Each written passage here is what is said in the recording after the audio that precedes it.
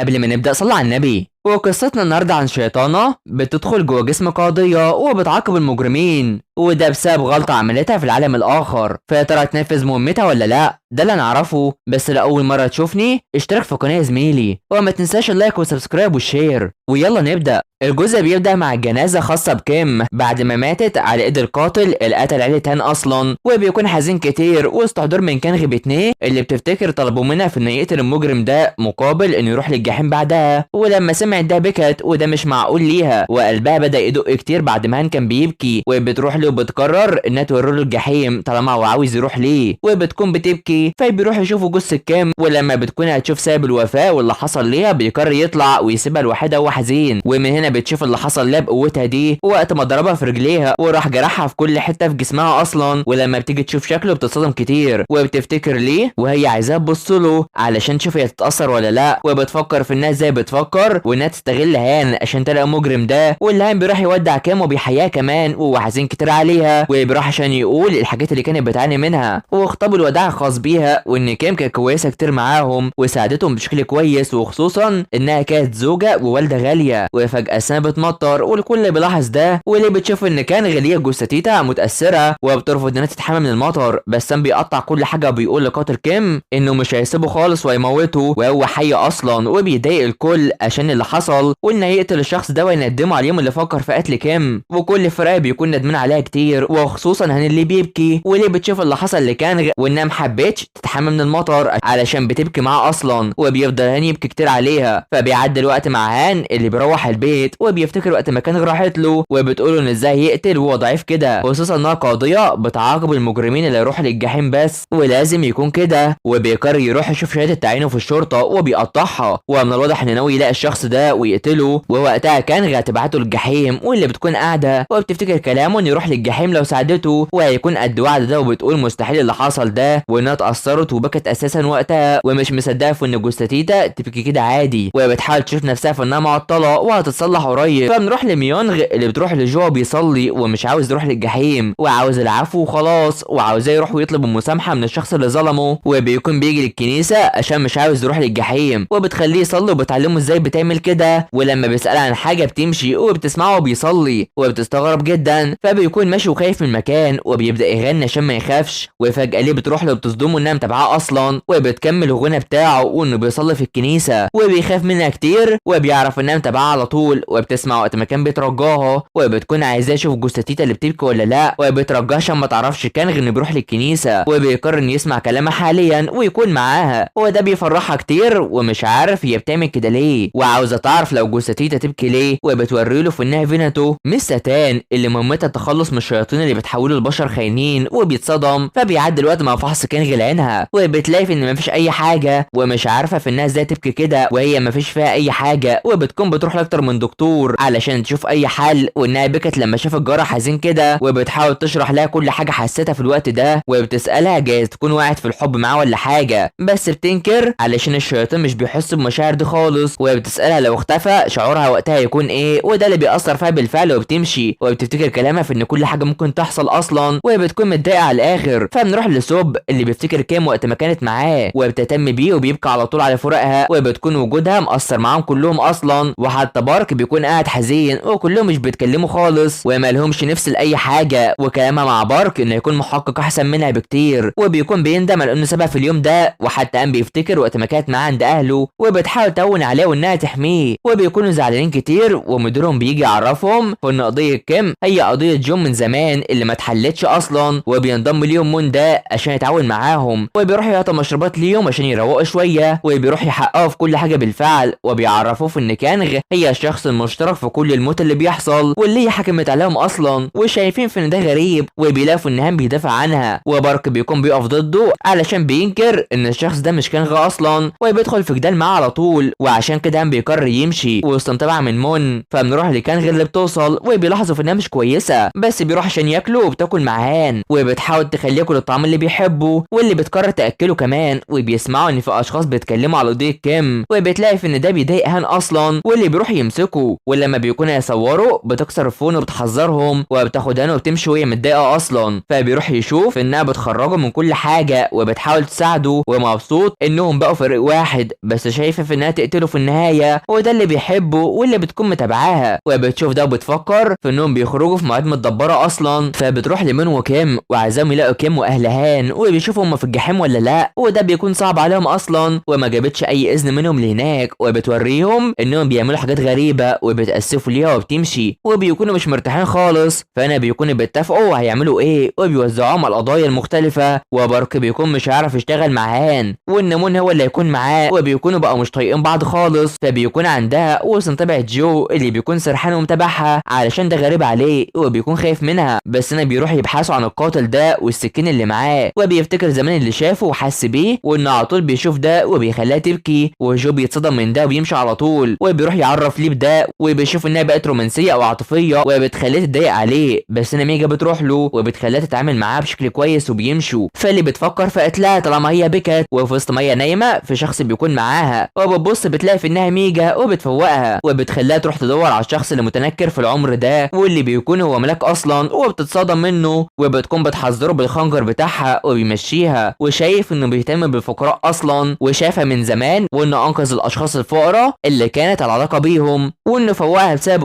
وقرر يحقق لها دعواتهم ويخلي كيم تهتم بهان من زمان وان كانغ اللي هتقدر على حمايته علشان هان من وقت ما قرر يقتل فمش هيقدر يحميه وان في النهايه لا اما هي او هو اللي هيموتوا. وبتكون متضايقه. فميونغ بتهتم بجون بالطعام واللي لما بيكون هيروح الحمام بتمنعه من الدخول في الاوضه دي. فبنروح لسون اللي بيكون ماشي سريع بس ميجا بتحمي جون لما بيكون هيتخبط. فيو بتروح مع ميونغ وبتكون حباها كتير ولما بيشوفوا اخبار جاي القاتل بيتصدموا ومن الواضح ان له علاقه بميونغ. فبنروح لسون ودونغ وهما بيقراوا الاخبار عن سون ولما بتشوف ده بتمشي وبتقرر تتابعه هو في السجن وبيكون عندها ميعاد مع ابوه علشان تخرجه منه وبتمشي على طول. بس سون بيروح ليها وبيشوف انها مش كانغ علشان هي كانت كويسه ومش بتحب العيشه بين الفقراء علشان هو بيكرههم برضه ومش عاوز يقبلها من تاني وبيحذرها وبتضايقه جدا. فبارك بيتخانق مع هان وده على كيم وهان بيجيب اللوم عليه على موت كيم اصلا. ومون بيشوف اللي حصل وبيروح يتكلموا على ان هان اكيد بيخبي حاجه بخصوص كانغ عنهم. فبيروح يجتمعوا وليه بتشجعها علشان لما تقتل جاي ده هتروح للجحيم وهتخلص مهمتها وبتخطط انها تكون زيها كده وبتركز فيها. وفجاه هان بيجي وبتلاقيه مضروب وبيفضل يتجنبها بس بتروح له وبتهتم بيه. ولما بيبص لها قلبها بيدق وبترفض انه يبوسها وبتفكر في ده بس ده اللي بينكره وبتقرر تمشي وهي مرتبكه. فبنيجي لمحاكمه سون اللي بيعترف بكل حاجه وبتروح تشوفه وبتلاقي في ان ده هو اللي قتل كيم اصلا اللي شافته وبتخليه مرعوب. فبنروح لمون اللي بيحقق في القضيه اللي تخص كانغ وهان معاه وعاوزه يمنعه طبعا بس بيروحوا وبيسيب هان يشوف وبيقرر حذف كل اللقطات دي. ومون مش بيلاقي حاجه في حين ان بارك وسيوب بيمثلوا اللي حصل وبيكون بارك شاكك فيها ومش لاقي دليل وبيفكر في متابعتها من البدايه اصلا. فمون بيلاقي انه حذف لقطات اصلا وبيقرر يخليه يعمل اللي هو عايزه. فنروح للشخص اللي بيدخل عند ليه واللي هي بتحس بيه بيعرفها كل حاجه واللي بيكون برضه شيطان وبيتفقوا على قتل هان بطريقه وحشيه زي ما بايل عايز وبيفرحوا. فكانغ بتكون ماشيه وبيجي لها مون وبيعرفها بنفسه وهي بتستغرب جدا. والجزء بيخلص على هنا. فما تنسوش اللايك والاشتراك في القناه وتفعيل الجرس حلوين علشان يوصلكوا الجزء الجاي. تابعونا. سلام.